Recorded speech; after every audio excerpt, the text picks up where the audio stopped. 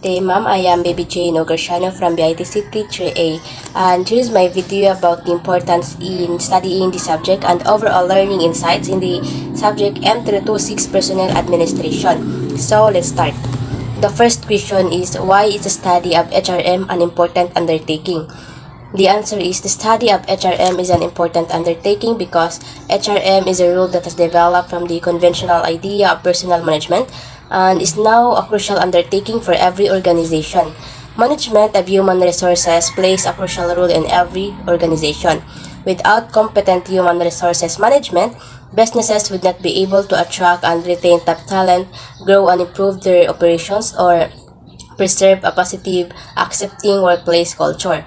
The administration of human resources is so crucial to businesses that many refer to these divisions as the lifeblood of an enterprise.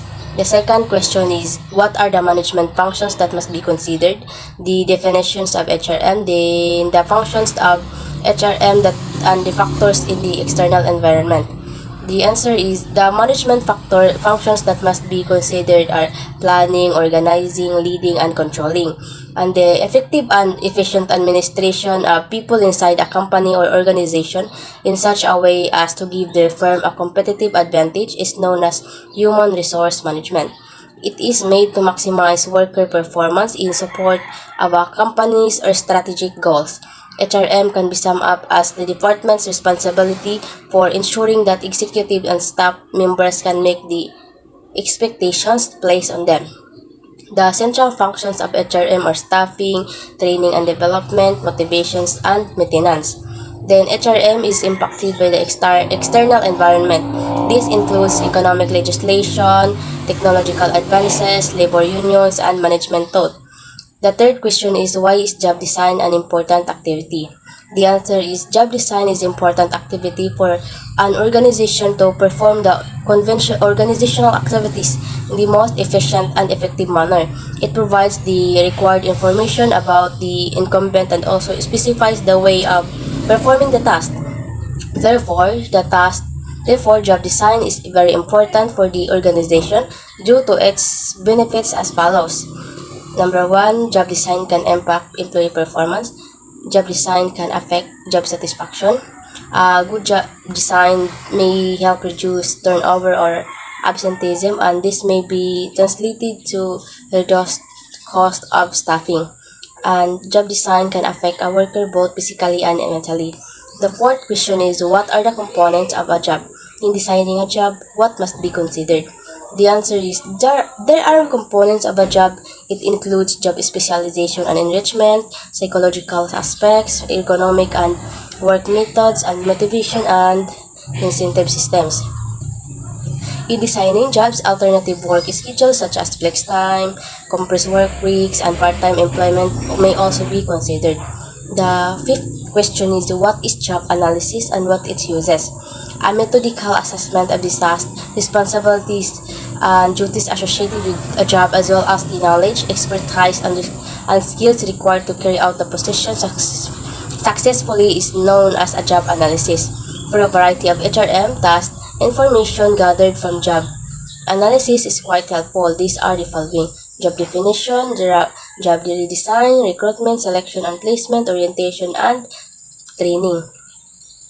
Then sixth question is, what are the possible sources of job lista?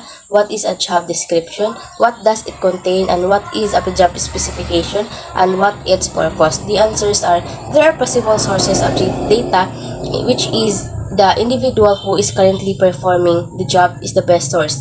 But there are some other sources that are helpful. These sources could be either non-human or human. Additionally, sources can be categorized as internal or external. External sources are the outside the organization, and the internal sources are those that are located inside. A job description is a tool for outlining the duties, responsibilities, tasks, and the role of a position. It describes who is responsible for performing a specific type of work, how that work is to be accomplished, how frequently that work is required, and how it links to the mission and goals of the company. Typically, a job description includes the following: the job title, the duties to be performed, the distinguishing characters of the job, environmental conditions, and the authority and responsibilities of the job holder. And a job specification is an overview outlining the requirements for the individual who will perform the job. It outlines the knowledge, expertise, experience, education, and other credentials required for the person to carry out the work satisfactorily. Recruiting and choosing candidates to fill positions primarily follow the guidelines in the job description. Purpose of job specification: it helps candidates analyze whether are eligible to apply for a particular job vacancy or not. The seventh question is, what is HRP? Why is an important activity? The answer is, human resource planning or HRP is the process used to ensure that the proper kind and amount of labor is available when and where it is needed. It is important activity because it enables a company to more effectively retain and target the right talent to hire, ensuring that they have the technical and soft skills necessary to maximize their functions within the organization. Additionally, it enables employees greater training and support as they acquire the necessary skills. The eighth question is, what are the external factors affecting HRP? What are the methods of forecasting the demand for HR? What constitutes the sources of HR?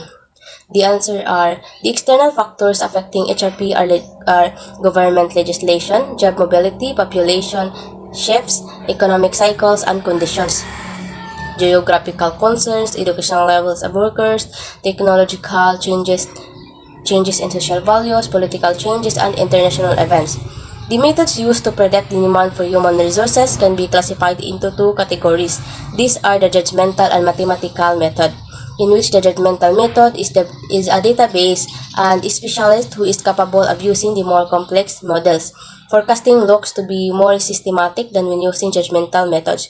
As it occurs, these prerequisites are frequently not met, especially if the organization is tiny or newly established. Forecasts are formed in these circumstances based on the opinion or judgment of competent individuals. On the other hand, mathematical methods can be categorized as basic, complex, simple mathematical procedures use a single element for prediction, whereas complex mathematical models use more sophisticated statistical techniques. Two HR sources are taken into account in the examinations of the labor market: the external sources that provide information about the labor availability, and the internal sources that show whether there is enough labor in the company. The ninth question is, what is performance and its determinants? Performance appraisal, and why it is an important activity. The answer is, performance is the fulfillment of goals in an effective and efficient manner. It could be described using phrases like excellent, outstanding, good, and poor. Its determinants are motivation, role, perception, efforts, obstacle, and performance. The practice of assessing each employee's or management work's performance is known as performance appraisal. This is significant since the results of performance evaluations serve as the essential inputs for decision making, particularly when it comes to issues including employee retention, promotion, and transfer. The 10th question is, what are the uses of performance appraisal? What are the steps undertaken in appraising performance? The answers is, the uses of performance appraising are the information generated is useful. Inputs in making a decision involving compensation, placement, training, and development. Establishing performance standards, working with subordinates to define measurable goals, measuring performance, comparing performance to standards, discussing the results of the appraisal with the employee, and if necessary, taking corrective actions are all steps in the performance appraisal in process. 11th question. What are the methods of appraisal? The possible errors may be committed in appraising performance and how to overcome the errors. The answers are, the following are some of the various methods used to evaluate the employee performance, such as work standard approach, critical incident appraisal, checklist, essay appraisal, graphic rating scale, behaviorally anchored rating scale, force choice rating, goal setting, or management by objectives.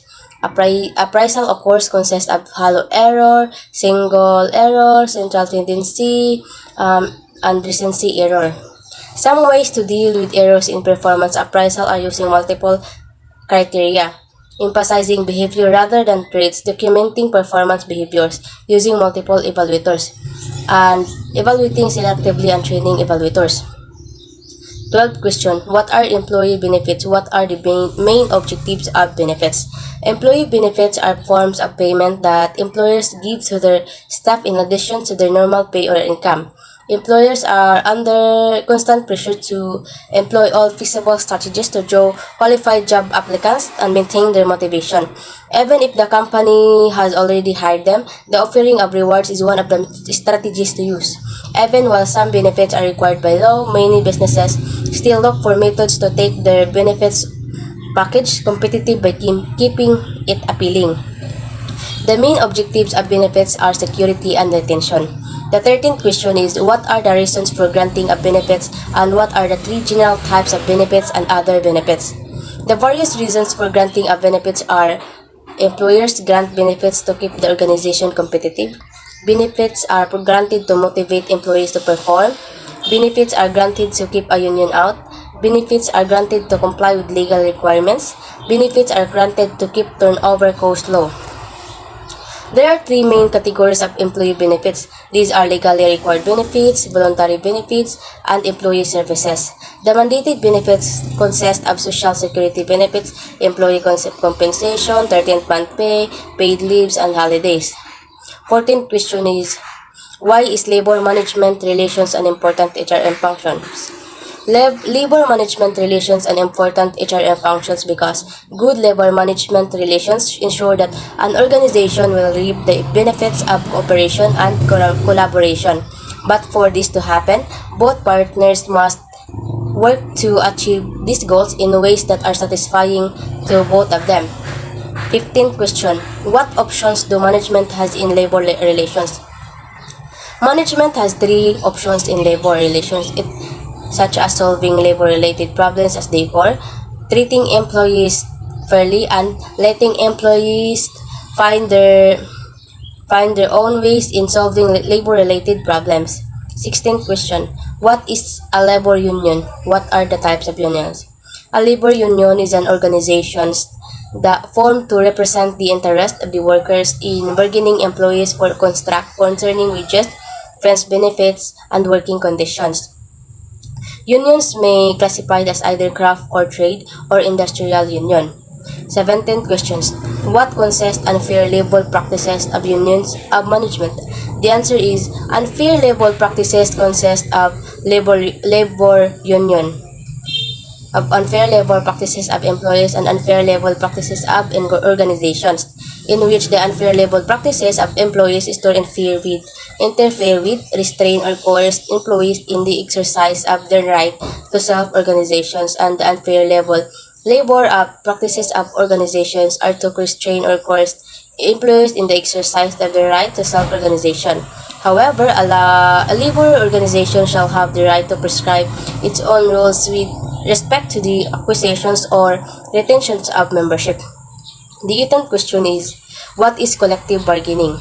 Collective bargaining is a process of negotiation between employers and a group of employees aimed at agreements to regulate worker salaries, working conditions,